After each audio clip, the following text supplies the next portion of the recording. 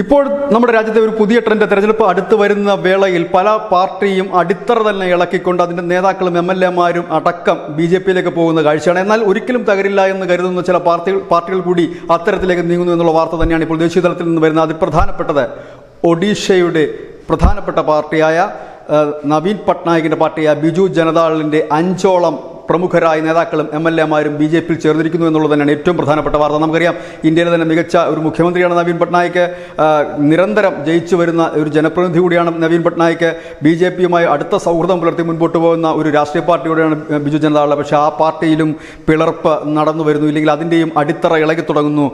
ബിജു ജനതാദളിൻ്റെ എംഎൽഎമാരായ Aravinda Dhali, Mukunda Sodi, retired air chief marshal Dilip Kumar Patnaik തുടങ്ങിയ അനവധി പ്രമുഖരായ നേതാക്കളും ജനപ്രതിനിധികളുമാണ് ഇപ്പോൾ പാർട്ടി വിട്ട് ബിജെപിയിലേക്ക് ചേരുന്നത്. കാരണം എംപിമാർ ബിജെപിയിലേക്ക് ചേരുന്നത് നമുക്ക് മനസ്സിലാക്കാൻ കഴിയും. പക്ഷേ ഈ ലോക്സഭാ തെരഞ്ഞെടുപ്പ് അടുത്തു വരുന്ന വേളയിൽ എംഎൽഎമാരാണ് കൂടുതലായി മാറുന്നത്. കാരണം ഒഡീഷയെ സംബന്ധിച്ച് നിയമസഭയും പാർലമെന്റ് തെരഞ്ഞെടുപ്പും ഒന്നിച്ചാണ് നടക്കുന്നത് എന്നുള്ളത് തന്നെയാണ് അതിൻ്റെ പ്രത്യേകത. ഏതായാലും ഈ ബിജു ജനതാദളിൻ്റെ രാഷ്ട്രീയ ചരിത്രം പരിശോധിച്ചാൽ വളരെ അപൂർവമായി മാത്രം അവരുടെ 1-2 നേതാക്കൾ മാത്രം പാർട്ടി വിട്ടു പോകുന്നൊരു സാഹചര്യം ഉണ്ടായിരുന്നെങ്കിൽ ഇപ്പോഴങ്ങനെയല്ല.